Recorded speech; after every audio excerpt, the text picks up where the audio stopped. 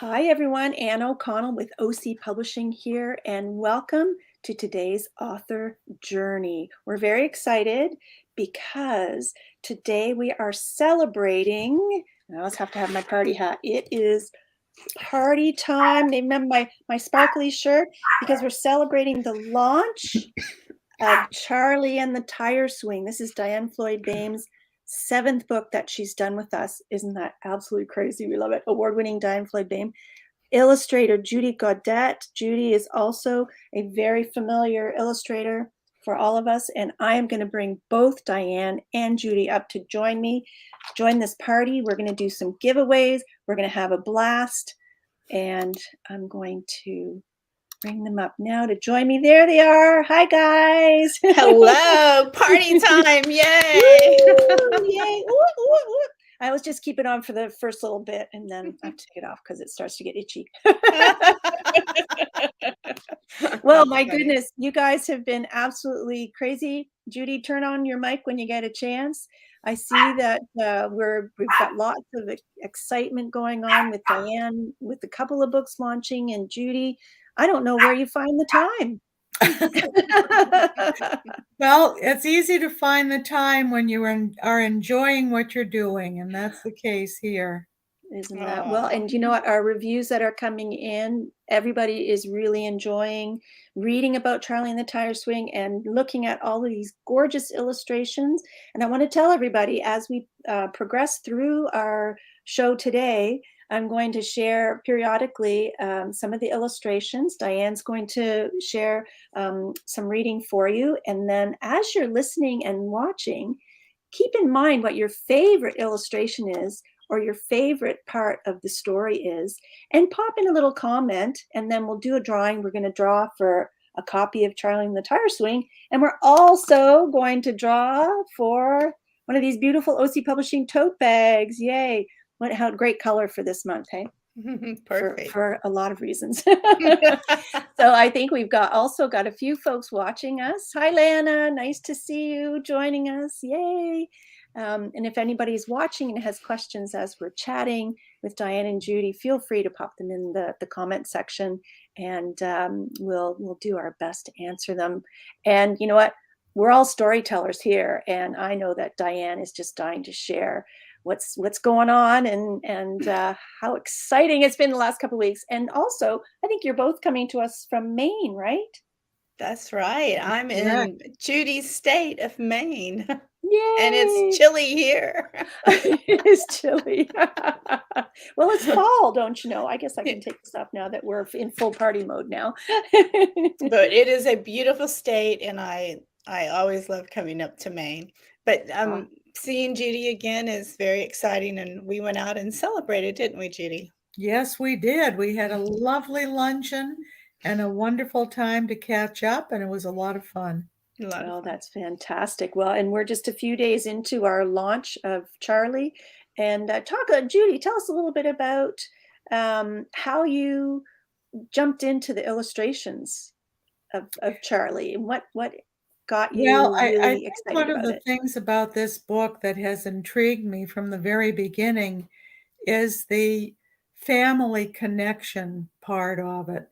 Because we're dealing with two sets of grandfathers and grandsons, although the grandson becomes the grandfather in the second part of the book.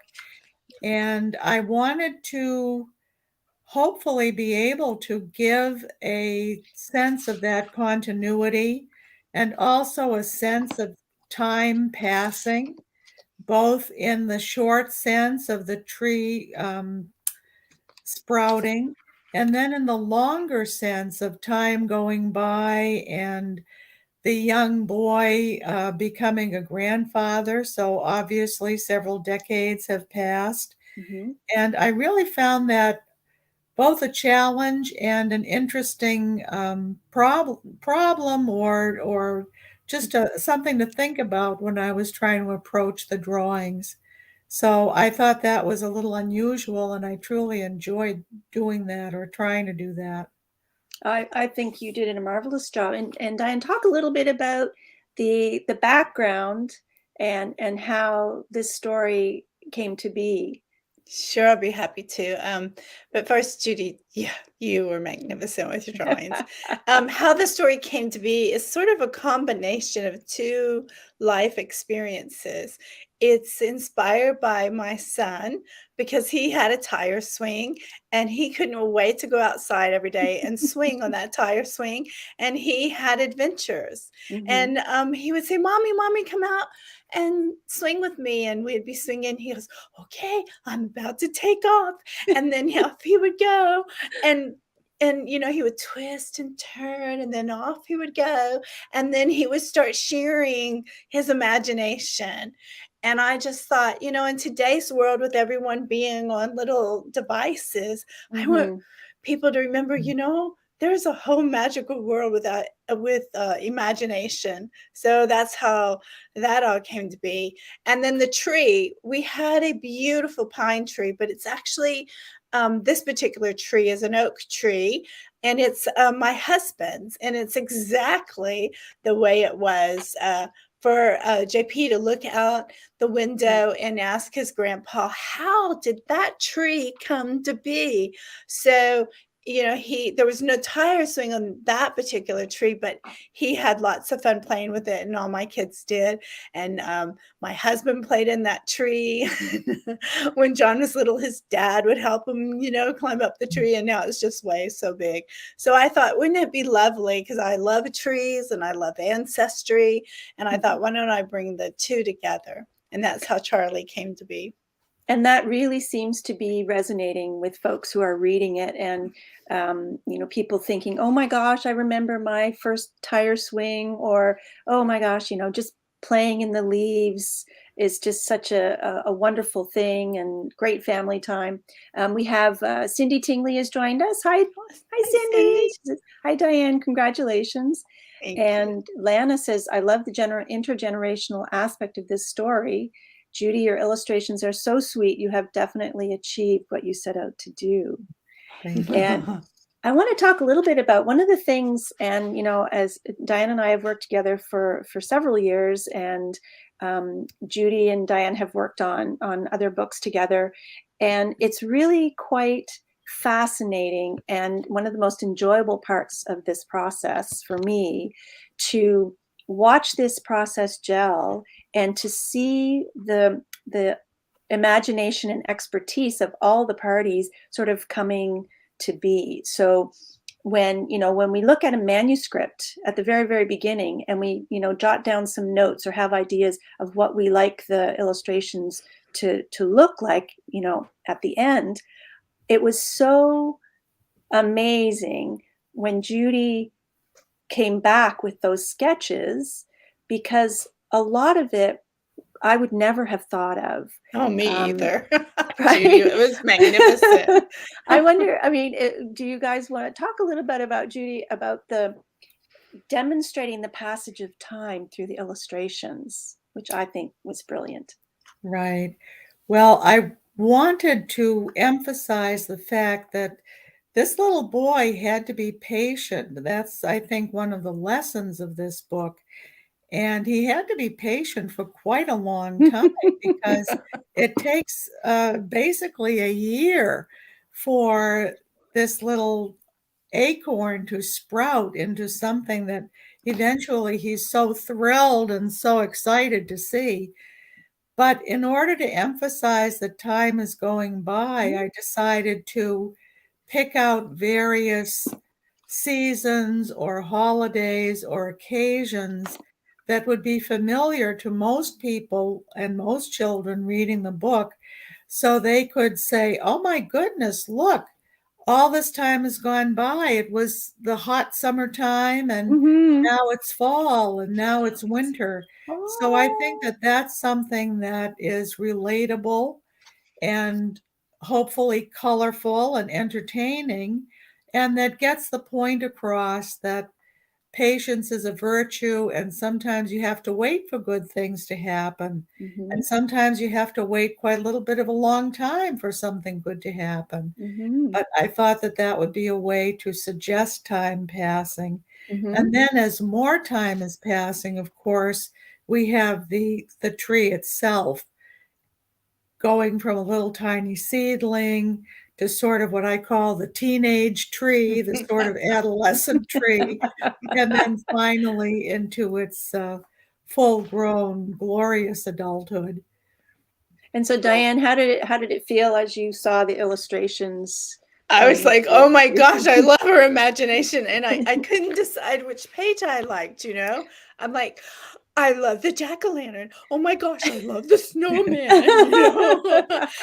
And then I loved when he went out to see that has it grown and it's like, no. And then you like see Valentine's and you're like, oh, he loves the acorn even if it's not there. And the fact that she drew the little heart, it was just precious. And then when you had the grandparents come out and see when the tree appeared, it was just a twig. I just and the grandparents, everyone's just so proud and happy. And I don't know, I just think you really gave the whole book a soul. I really do think it has a soul. And I think that's why people are enjoying the book is they, oh my gosh, I think I want to call my mommy. Yes, I want to go and rake some leaves with my dad, right? Yeah, right. Where's Grandma? Right. Well, I think this is a great time to maybe have you read a few pages from the book and share some of the illustrations. And as I said in the beginning, as you're watching everybody, make sure you note maybe what your favorite illustration is and why, and drop it in the comments, or just make any comment in general, and we'll enter you to win a copy of Charlie is one giveaway, and then the tote bag. So Diann, take it away. So Charlie and the tire swing. I'm going to start at the beginning so that it makes sense, but we can talk about some of the other illustrations as well. One day, Charlie was looking out his grandparents' kitchen window at the big oak tree when he asked, Grandpa Jack, how did that oak tree grow so big? Well, would you believe that tree was once an acorn? Asked Grandpa. Charlie looked at his grandpa a little puzzled and asked, Acorns like squirrels eat? That's right, chuckled Grandpa Jack. Come sit down, and I'll make you some hot chocolate and tell you a story. Charlie happily sat down, and Grandpa Jack began to tell a story as Charlie sipped his hot chocolate. Oh, here he is, sipping his hot chocolate. Oh, I love that one. And I got so excited reading that I forgot to show you them at the kitchen looking out the window. Wait, there we go. Oh, look at that tree. Isn't that gorgeous illustration? And that's exactly what happened in our home. Look, even the computer agreed it pinged at us. Well, let me see. Where was I? Sat down. One spring day in May, a long time ago, I was staying the weekend at my grandparents' house. I asked my grandpa, that would be your great-great-grandpa George, if I could plant this acorn I found. Of course, he said yes, and so he walked to the side yard. There they are planting. Isn't that beautiful? Grandpa George and Grandpa. That glorious oak tree is from the very acorn we planted. We dug a small hole, placed the acorn in the ground, and buried it. We gave it water to help it grow and put a wooden marker so we would not forget where we planted the acorn. Here's the next illustration. Look at that. Isn't that gorgeous? The details are so beautiful. Like even on the boots. Look at that. Just amazing. The next day, I went outside to see if anything happened. There was nothing. I looked at the ground, and for some reason I said, Acorn, don't forget to grow. And I gave it a little water, and off I went to play. Every weekend, I would get to go to my grandparents' home, and as soon as I could, guess what I would do? You guessed. Yes, said Charlie, I would check. That's right. I would go and check to see if my acorn had started growing.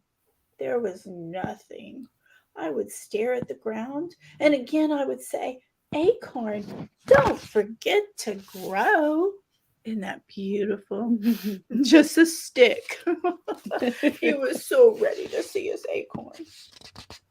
Well, several weeks went by, and still nothing. I was worried it might not grow. But I would look at the ground and I would say, Acorn, don't forget to grow.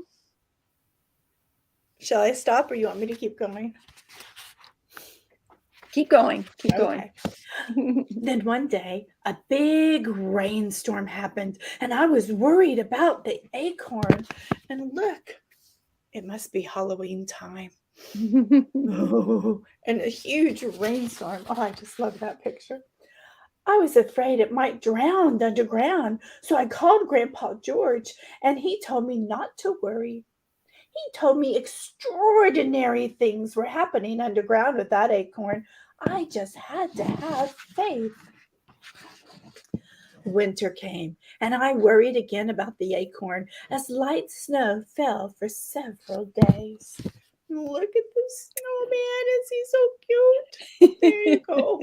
And there's the little acorn. Wait, over here. Well, did the acorn freeze? Asked Charlie. Grandpa Jack chuckled.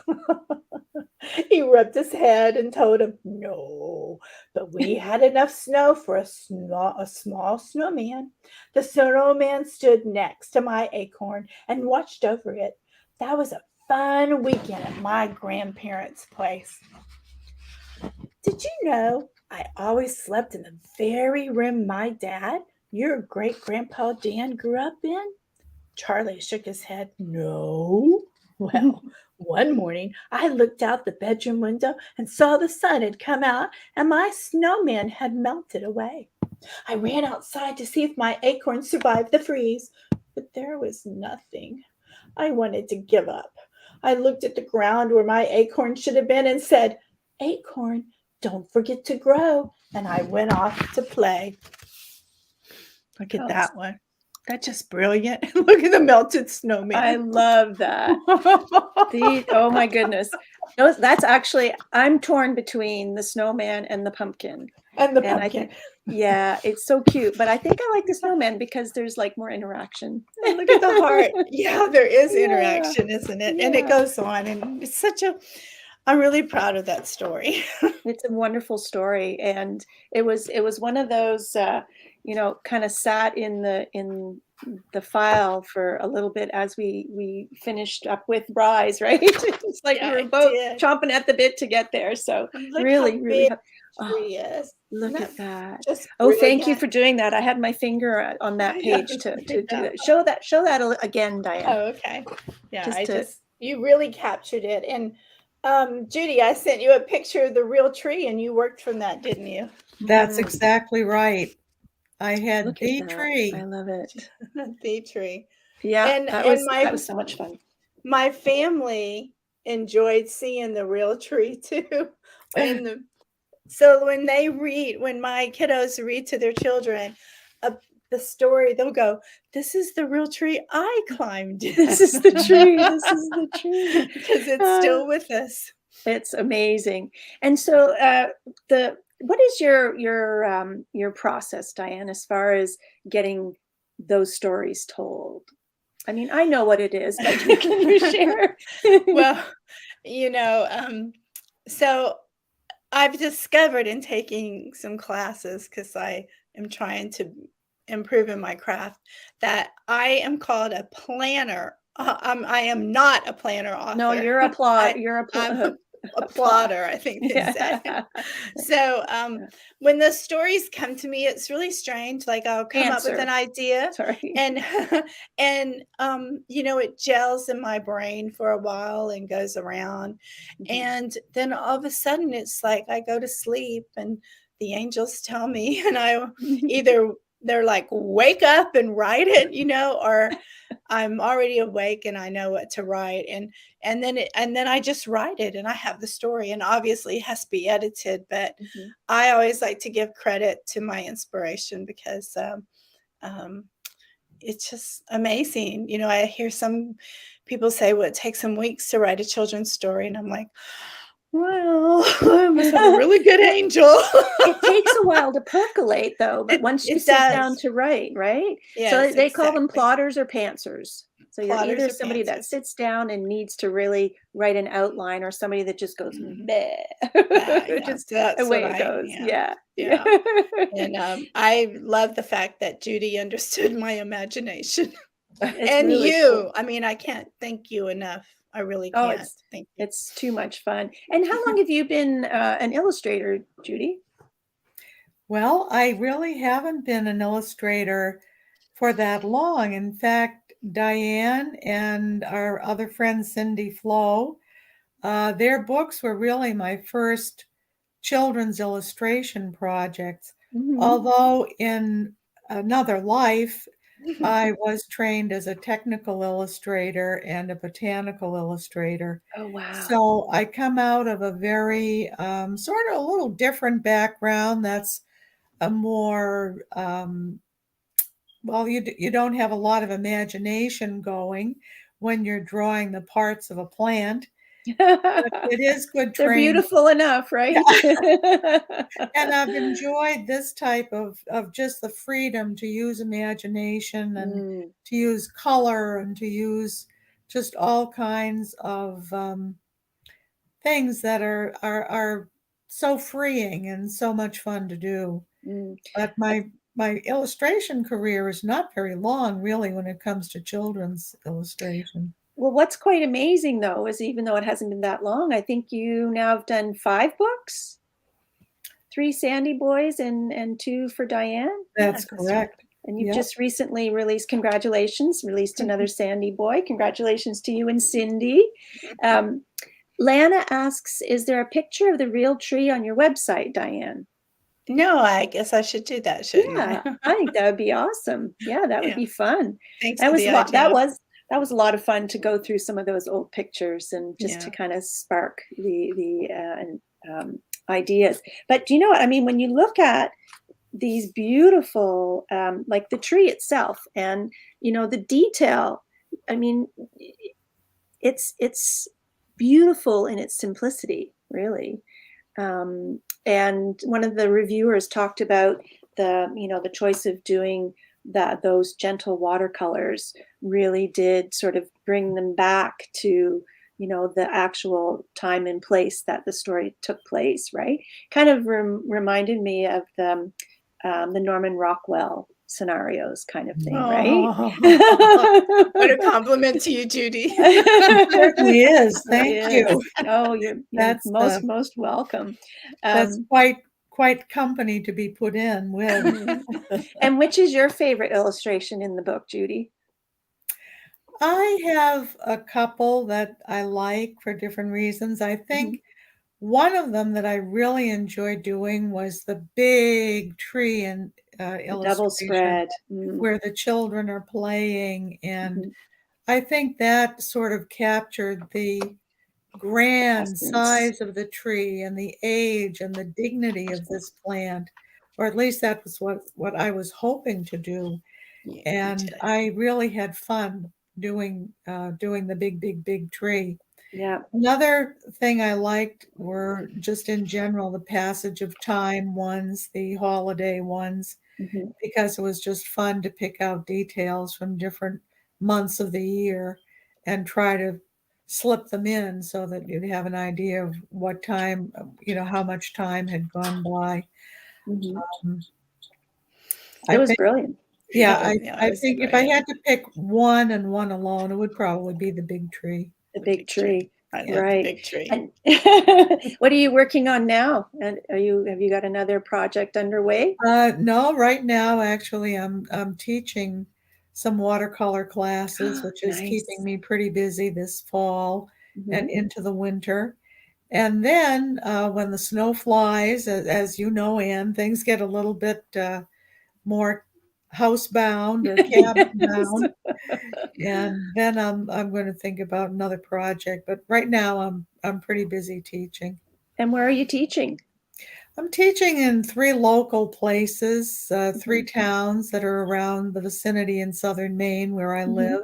And in fact, tomorrow I'm heading up to one of them to do a watercolor class in the morning. Nice. So I usually do a series of between 6 and 8 classes, depending on what the institution wants. But it'll take me pretty much to the holidays to do that. Oh, nice. And are the classes full? If somebody is watching and is interested in learning how to paint watercolor?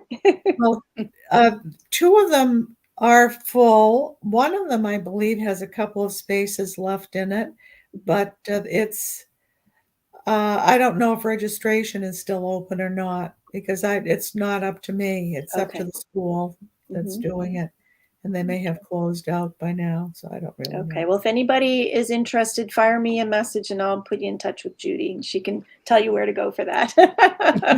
But don't forget, if you're watching, whether it's today, live today, or through the week, anybody who wants to comment about an illustration that's their favorite, or a comment about the story, we'll put y'all in a hat, maybe in the party hat, and pull 2 winners, one for a copy of Charlie and one for the OC Pub tote bag. It's very exciting. And just as we wrap up our celebration, just making sure I haven't missed anybody's questions. But Diann, what's some advice that you might have if anybody is watching and thinking of launching into the wonderful world of writing children's books? What would you advise them? Oh my goodness. So I didn't, just so everyone knows, I didn't start out as a writer, just as Judy said, chapters of life. And, but if you have a story and you're just like, I have to get it out, but I'm not, I'm not a great writer, and you start throwing all these negative things in your mind, just clear your brain, take a deep breath, and just put it down on paper, just some of your thoughts, and then each day just improve upon it. But just know that don't publish it yourself. Find someone exactly like OC Publishing, because they make it professional. And if you want your book to sell, it needs to be professional. And I'm very blessed to have Anne, who has mentored me and continues to mentor me. And that has made life a lot easier. But you have to believe in yourself and know you can do it. And let the imagination go, right? Oh, you have to let the imagination go. Absolutely. And as you know, my tagline is to embrace imagination and to know what is the message. So, example, the themes that I have resonate all together, no matter which books. It's peace, love, kindness, and believing in yourself.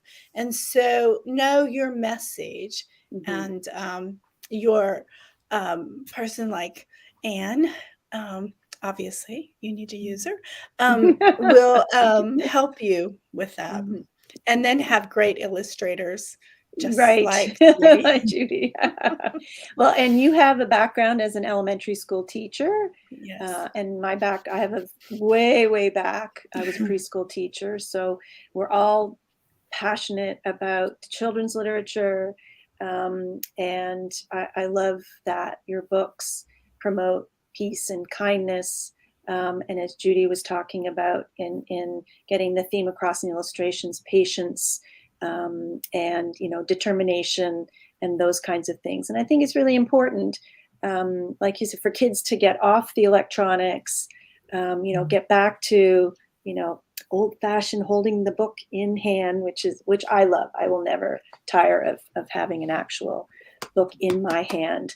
And you can see behind me a couple of Diann's other books, Moving Adventures. So there, and I know, Rise, Girls Struggle for More.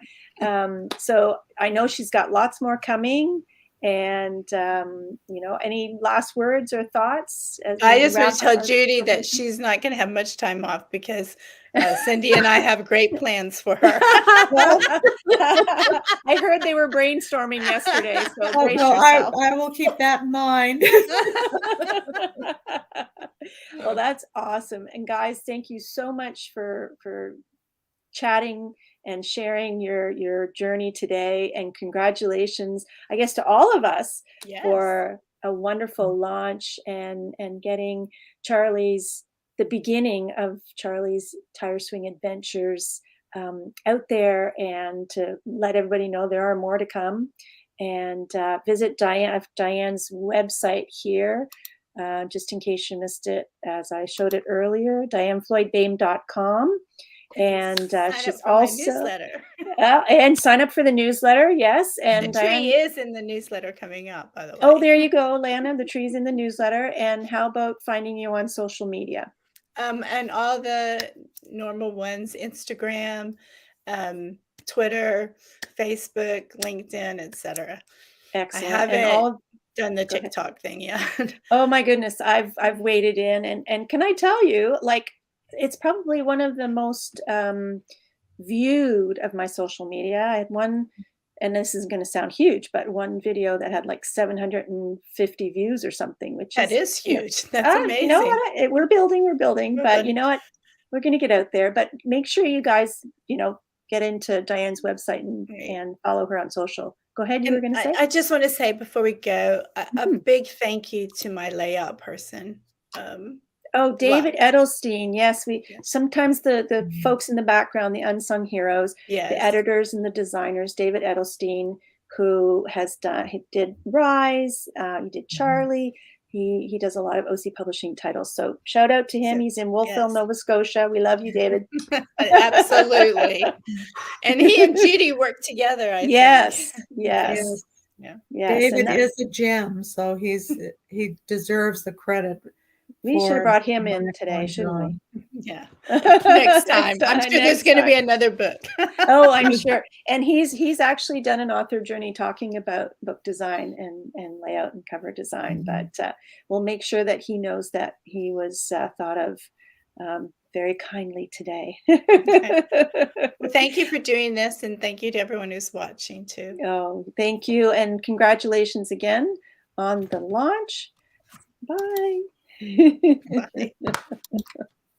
And thank you, everybody, for watching today's author journey and helping us celebrate the launch of Charlie and the Tire Swing. Don't forget, as the week progresses, to leave a comment. Do you have a favorite illustration? Is there a favorite message? Do you have something to share? Please, any comments at the end of the week on Friday, I'll put them in the party hat. And we'll draw for 2 prizes, 1 copy of Charlie and the Tire Swing and 1 tote bag. And I'll send it anywhere in the world. Yes, anywhere in the world. So for now, this is Ann O'Connell with OC Publishing saying, have a great day and happy reading. And we'll see you next week.